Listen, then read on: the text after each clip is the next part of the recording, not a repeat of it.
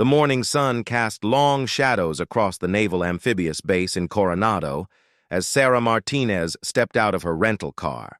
The salty Pacific breeze carried the sound of waves crashing against the shore, mixing with the distant shouts of trainees running drills on the beach. At 26 years old, Sarah had already made a name for herself in military circles, but today she was about to make the biggest gamble of her career. Sarah had served 4 years as a Navy intelligence officer before transitioning to civilian life to pursue advanced degrees in both computer science and military strategy. Her academic achievements were impressive, but what set her apart was her unconventional approach to problem solving. While others followed established protocols, Sarah questioned everything, often finding innovative solutions that others had overlooked. The idea had started 6 months earlier during a classified briefing about special operations training efficiency. Sarah had been working as a contractor, analyzing data patterns in military training programs. The numbers told a disturbing story. Despite the legendary reputation of SEAL training, recent completion rates had been declining, and mission readiness metrics showed concerning trends. More troubling was the fact that some of the most physically imposing candidates were failing at higher rates than expected, while certain individuals who barely met minimum physical standards were excelling. Sarah spent weeks diving deeper into the data, cross-referencing psychological profiles, training methodologies, and performance outcomes. What she discovered challenged decades of conventional wisdom about special forces selection and training. The current system, while producing exceptional warriors, was also systematically overlooking individuals who possessed rare combinations of mental resilience, tactical creativity, and adaptive problem-solving skills. Her research led to a controversial hypothesis. Sarah believed that the traditional emphasis on raw physical prowess and aggressive competition was actually filtering out candidates who might excel in modern asymmetric warfare scenarios. She theorized that a more nuanced approach, incorporating elements of collaborative problem-solving and cognitive flexibility, could not only improve completion rates but also produce more effective operators for 21st-century missions. The breakthrough came when Sarah analyzed performance data from actual combat deployments.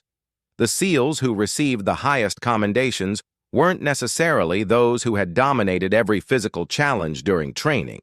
Instead, they were often individuals who had shown remarkable adaptability, creative thinking under pressure, and the ability to work effectively with diverse teams in complex environments. Armed with this data, Sarah developed a comprehensive proposal for a modified training protocol. Her approach maintained all the physical and mental rigor of traditional SEAL training, while incorporating new elements designed to identify and develop the cognitive skills that modern special operations demanded. The proposal was met with skepticism from military traditionalists, but it gained support from forward-thinking officers who recognized the evolving nature of warfare. The opportunity to test her theories came through an unexpected channel. Admiral James Harrison, a veteran of multiple SEAL deployments who now oversaw special operations training, had been quietly reviewing Sarah's research. Harrison had witnessed firsthand how warfare had evolved since his early days as a young operator. The enemies they faced today were sophisticated, adaptive, and often employed tactics that required unconventional responses. During a private meeting at the Pentagon, Harrison presented Sarah with an unprecedented opportunity. The Navy was prepared to allow her to undergo a modified version of SEAL training, not with the goal of becoming an operational team member, but to test her theories under the most demanding conditions possible. If her approach proved successful, it could revolutionize how the military selected and trained special operations personnel. There was one catch that made the challenge even more daunting. Sarah wouldn't just be tested against the standard SEAL training benchmarks. She would be required to attempt to break the course record for the most challenging phase of training, a record that had stood for 8 years and been set by someone who was now considered one of the most elite operators in SEAL history. The record holder was Marcus Thompson, A mountain of a man who stood 6 feet 4 inches tall and possessed what seemed like superhuman endurance. Thompson had completed the notorious Hell Week phase of training in record time while carrying extra weight to help struggling teammates. His performance had become legendary within SEAL circles, and many believed his records would never be broken. Sarah knew that accepting this challenge meant putting everything on the line. Success would validate her theories and potentially change how the military approached special operations training. Failure would not only end her consulting career but also reinforce the very stereotypes she was trying to challenge about who could succeed in elite military units.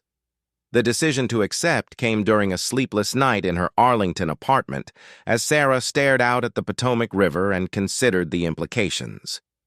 She thought about all the capable individuals who had been overlooked by traditional selection processes, and all the missions that might benefit from operators trained using more comprehensive criteria.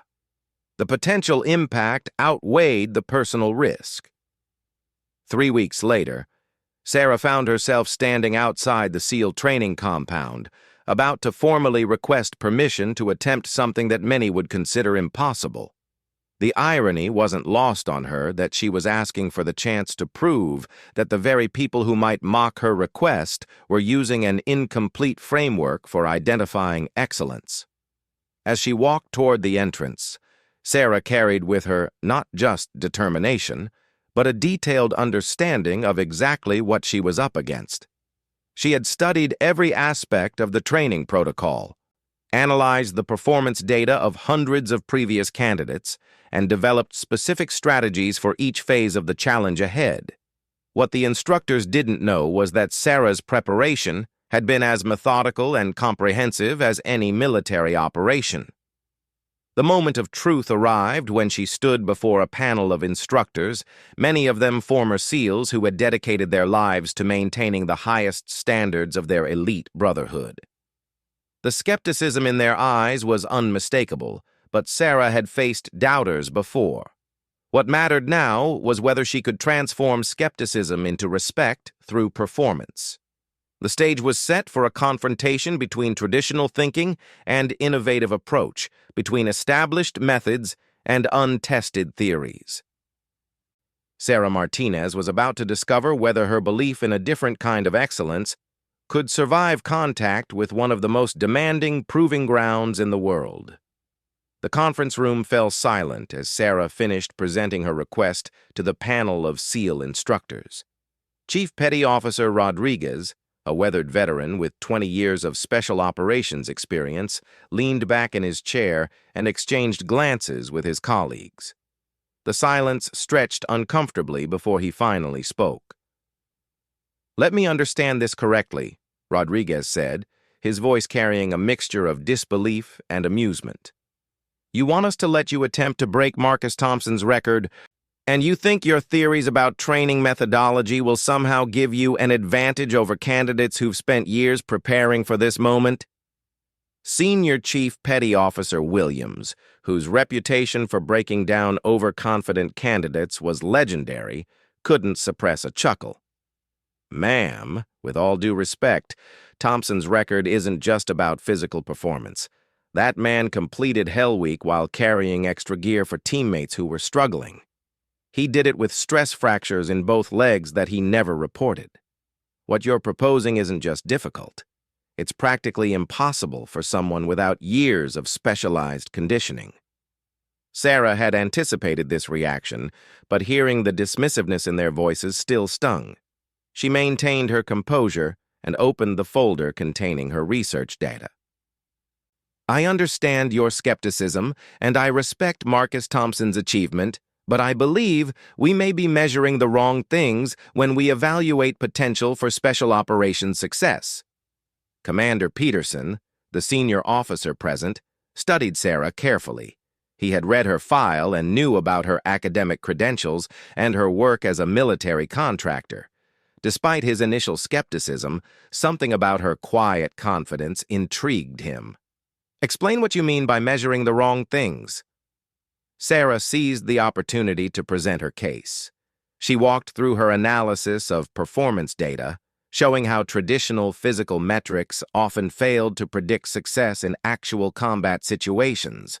She explained how cognitive flexibility, adaptive problem-solving, and collaborative leadership often proved more valuable than raw strength or speed in modern asymmetric warfare scenarios. The current training system excels at identifying individuals who can endure extreme physical hardship, Sarah continued. But warfare has evolved. Today's special operations require operators who can think creatively under pressure, adapt quickly to changing situations, and work effectively with diverse partners in complex environments. Chief Rodriguez remained unconvinced. All that sounds good in theory, but Hell Week isn't about theory. It's about finding out who has what it takes when everything is falling apart around them. Thompson didn't set that record by thinking creatively. He set it by being tougher than anyone else. Sarah nodded respectfully. I'm not diminishing the importance of mental and physical toughness. I'm suggesting that there are different types of resilience, and we might be overlooking individuals who possess the exact qualities that modern missions demand. The debate continued for another hour, with instructors raising practical concerns about safety, liability, and the precedent that allowing a civilian contractor to attempt SEAL training might set.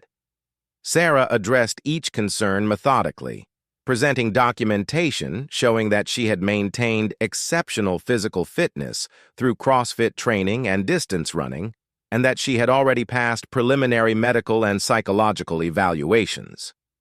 The turning point came when Commander Peterson asked a question that caught everyone off guard. Assuming we were to approve this, which we haven't decided, how exactly do you plan to approach Thompson's record? Do you have a specific strategy, or are you just hoping that your theories will somehow translate into faster times? Sarah smiled for the first time during the meeting. This was the question she had been hoping for.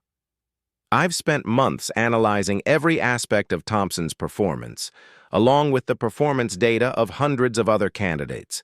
I've identified specific areas where alternative approaches might yield better results. She opened her laptop and displayed a detailed breakdown of Hell Week challenges. Traditional approaches emphasize individual endurance and competition between candidates.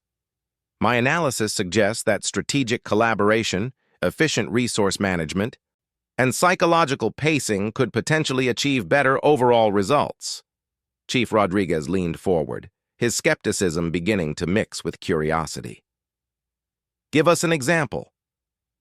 Sarah highlighted the notorious log PT exercise, where teams of 6 candidates must carry heavy logs through various challenges while being constantly harassed by instructors.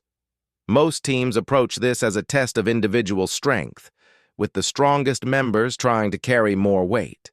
But the mathematics of load distribution, combined with psychological factors like team cohesion and strategic rest rotation, suggests that a different approach could be more effective.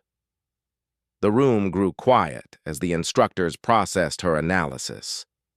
Senior Chief Williams, who had personally supervised hundreds of Hell Week candidates, found himself reconsidering exercises he thought he understood completely. You're talking about game theory applied to military training. Exactly, Sarah replied. And that's just one example. I believe there are opportunities for improvement throughout the entire training sequence, but they require looking at the challenges from a different perspective. Commander Peterson made the decision that would change everything. We'll give you a chance, but with conditions. You'll undergo a modified version of the training that includes all the physical and mental challenges, but with additional safety protocols since you haven't completed the full SEAL pipeline. You'll have one attempt at Thompson's record, and if you fail to meet even the minimum standards, the experiment ends immediately. The conditions were more restrictive than Sarah had hoped, but she recognized that she was being offered something unprecedented. No civilian contractor had ever been given this opportunity, and the instructors were taking significant personal and professional risks by approving her request. Over the following 6 weeks, Sarah underwent intensive preparation under the supervision of the SEAL instructors. The physical conditioning was brutal, designed to simulate the demands she would face during the actual challenge. But what surprised the instructors was Sarah's systematic approach to every aspect of preparation. While other candidates typically focused on building raw strength and endurance, Sarah treated each training element as a problem to be solved. She studied the biomechanics of different carrying techniques, researched optimal nutrition strategies for sustained performance, and even analyzed weather patterns to predict how environmental conditions might affect her attempt. Chief Rodriguez, who had initially been the most skeptical, found himself increasingly intrigued by Sarah's methodology. During a particularly grueling training session, he watched her demonstrate a technique for distributing weight during log carries that he had never seen before. The technique wasn't necessarily better than traditional methods, but it was different, and it worked. "Where did you learn that?" Rodriguez asked after the session. Sarah wiped sweat from her forehead and smiled. "I didn't learn it anywhere. I analyzed video footage of hundreds of log PT sessions, identified inefficiencies in how teams typically distribute weight, and developed a mathematical model for optimal load sharing. Then I tested variations until I found one that worked for my physical capabilities." It was this kind of analytical approach that began to win over even the most traditional instructors. Sarah wasn't trying to replace their methods. She was trying to optimize them using tools and perspectives that hadn't been available when those methods were developed. The night before her attempt, Sarah sat alone in the barracks, reviewing her notes one final time. She had pushed her body to limits she hadn't known existed, and her mind felt sharp and focused. But she also understood that no amount of preparation could guarantee success against a record that had stood for 8 years. The challenge ahead wasn't just about proving her theories or advancing her career. It was about demonstrating that excellence could take different forms, and that the military's definition of peak performance might need to evolve for the challenges of modern warfare. As dawn approached, Sarah felt a mixture of nervousness and excitement. In a few hours, she would discover whether her belief in a different kind of strength could measure up against the legendary standards set by Marcus Thompson. The instructors who had once mocked her request were now watching with genuine interest to see what this unconventional candidate might achieve. The pre-dawn darkness over Coronado Beach was broken only by the harsh glare of floodlights illuminating the training course. Sarah stood at the starting line, her heart pounding as she surveyed the obstacles that had broken countless aspiring SEALs over the years. The instructors who had once dismissed her request now watched in silence, their clipboards ready to document what they expected would be an educational failure. Commander Peterson approached Sarah for the final briefing. "You understand the parameters. You have exactly the same time limit Thompson had, facing identical challenges under similar conditions. Weather is cooperating, tide conditions are optimal. No excuses, no special considerations." Sarah nodded, her focus already shifting into the analytical mindset that had carried her through weeks of preparation. She had studied every second of Thompson's record-setting performance, identifying not just what he had done, but why his approach had been so effective. More importantly, she had found opportunities for improvement that others had missed. The first challenge was the obstacle course, a brutal sequence of walls, crawls, and carries that had to be completed in full gear while carrying additional equipment. Thompson had attacked this section with raw power and determination, using his superior size and strength to overcome obstacles through sheer force. Sarah's approach was different. As the whistle blew, Sarah began her attempt with movements that looked almost casual compared to the explosive intensity typically seen from candidates. But her pace was deceptively efficient. While Thompson had powered over walls using upper body strength, Sarah employed techniques borrowed from rock climbing that allowed her to maintain speed while conserving energy. Her background in competitive athletics hadn't been in traditional strength sports, but in activities that required technical precision and strategic energy management. Chief Rodriguez watched through binoculars, tracking her progress against Thompson's recorded times.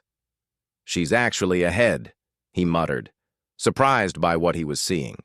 Not by much, but she's ahead. The second phase involved water challenges that were designed to test candidates' ability to function under extreme stress while hypothermic and exhausted. This was where Thompson's legendary mental toughness had truly shown. He had powered through sections that left other candidates hypothermic and disoriented, maintaining focus and determination when his body was shutting down. Sarah's approach to the water challenges revealed the depth of her preparation. Instead of fighting the cold and exhaustion, she had trained her body to function efficiently under these exact conditions. Her breathing techniques, developed through months of cold water training, allowed her to maintain core temperature longer than typical candidates. More importantly, her analytical mindset remained sharp even as physical stress mounted. Where Thompson had relied on willpower to push through discomfort, Sarah used systematic strategies to minimize the impact of that discomfort. Her stroke techniques were optimized for efficiency rather than speed. Her pacing was mathematically calculated to prevent early burnout, and her mental approach treated each challenge as a problem to be solved rather than an ordeal to be endured. Senior Chief Williams found himself grudgingly impressed as Sarah emerged from a particularly brutal underwater obstacle course segment. Her time was not just competitive with Thompson's, it was better. "How is she doing this?" he asked Peterson, who was monitoring her vital signs through wireless sensors. "Heart rate is elevated but controlled," Peterson replied, studying the readouts. "Core temperature is holding steady. She's not just surviving these challenges, she's optimizing her performance through them." The third phase was where Sarah's theories faced their ultimate test. The team challenges required candidates to work together under extreme stress while being constantly harassed by instructors. Thompson had excelled here by becoming an inspirational leader, carrying extra weight for struggling teammates and driving everyone forward through force of personality. Sarah's approach was fundamentally different. Instead of trying to dominate through superior physical performance, she became a force multiplier for her temporary teammates. Her analytical skills allowed her to quickly identify each person's strengths and weaknesses, creating optimal team configurations for different challenges.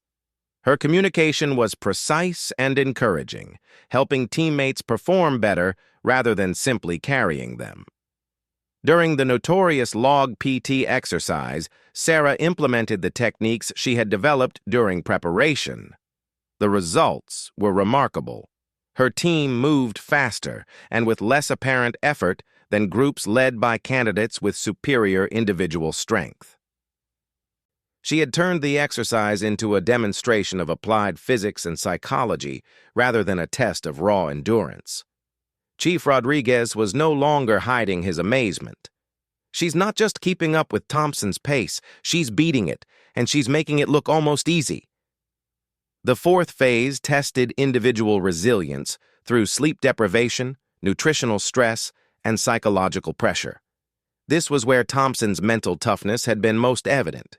He had maintained performance standards even when his body was breaking down, driven by an almost superhuman refusal to quit. Sarah faced these same challenges with a completely different toolkit. Her preparation had included extensive research into the physiology of sleep deprivation and stress management. She used micro-recovery techniques during brief rest periods, optimized her nutrition intake for sustained energy, and employed mental strategies borrowed from endurance athletes and fighter pilots. Where Thompson had powered through fatigue, Sarah minimized its impact. Where Thompson had endured psychological pressure, Sarah reframed it as useful information about her mental state. Her approach wasn't about being tougher than the challenges, it was about being smarter than them. As the final hours approached, Sarah found herself in position to not just match Thompson's record, but to break it by a significant margin. The instructors who had initially mocked her request were now watching in stunned silence as she systematically dismantled assumptions about what peak performance looked like. Commander Peterson made a decision that would later be discussed in special operations circles for years. Instead of simply timing Sarah's performance against Thompson's record, he began documenting her techniques and strategies in detail. He realized that they weren't just witnessing an individual achievement, they were seeing a potential revolution in how special operations training could be approached. The final challenge was a solo endurance test that had to be completed while carrying full gear across varied terrain. Thompson had finished this section in a time that seemed almost superhuman, driven by determination that bordered on obsession. Sarah approached the same challenge with clinical precision. Her pacing was calculated to optimize performance over the full distance. Her carrying techniques distributed weight in ways that minimized fatigue. Her route selection showed an understanding of terrain that went beyond following the prescribed path. Every decision was informed by analysis and preparation rather than just willpower and determination. As Sarah crossed the finish line, the digital timer showed a result that silenced even the most skeptical instructors. She hadn't just broken Thompson's record, she had shattered it by a margin that seemed impossible. Her time was nearly 15% better than the previous record, achieved through methods that challenged fundamental assumptions about human performance under extreme stress. Chief Rodriguez approached Sarah as she collapsed, exhausted but triumphant. The man who had initially dismissed her theories now looked at her with genuine respect. "How?" was all he could manage to ask. Sarah smiled through her exhaustion. Thompson was an exceptional individual who maximized his potential using the tools and techniques available to him. "I used different tools and techniques to maximize my different potential. His approach wasn't wrong. It was just incomplete." The implications of Sarah's achievement extended far beyond a simple training record. Her success demonstrated that excellence in special operations could be achieved through multiple pathways, and that cognitive flexibility and strategic thinking were just as valuable as traditional measures of toughness and determination. In the months that followed, Sarah's techniques were incorporated into SEAL training protocols. Her analytical approach to challenge optimization became a standard part of instructor training. Her theories about cognitive diversity in special operations selection led to changes in how candidates were evaluated and developed. Marcus Thompson, when he learned about the broken record, was among the first to congratulate Sarah. In a conversation that exemplified the evolution in special operations thinking, he told her that he wished he had access to her analytical tools during his own training. The man whose record had seemed unbreakable became one of the strongest advocates for the new approaches Sarah had pioneered. Sarah's achievement proved that questioning established methods wasn't about disrespecting tradition, it was about honoring excellence by constantly seeking better ways to achieve it. Her success opened doors for candidates who might have been overlooked by traditional selection processes, and her methodologies improved performance across the entire spectrum of special operations training. The woman who had once been mocked for asking, "May I try?" had not only earned permission to attempt the impossible, she had redefined what impossible meant in one of the most demanding environments in the world. Her legacy wasn't just a broken record. It was a transformed understanding of human potential and the many forms that excellence could take.